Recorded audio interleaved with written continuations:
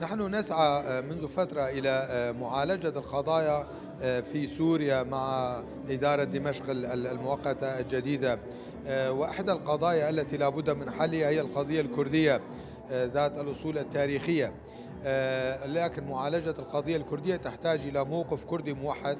ولذلك اعتمادا على هذا المبدأ ارتأينا أن نجتمع مع جميع الأحزاب الكردية كي نتفق على رؤية سياسية موحدة لكيفية معالجة القضية الكردية وماهية سوريا المستقبل.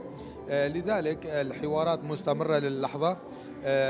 لدينا اتصالات مع جميع الأحزاب الكردية وتوجد اجتماعات مستمرة ولقاءات بهدف تطوير هذا التوجه والوصول إلى وثيقة تفاهم موحدة تمثل وتعبر عن رؤى جميع الأحزاب. وهناك تطور في هذا المسار ولكن ما زالت اللقاءات مستمرة.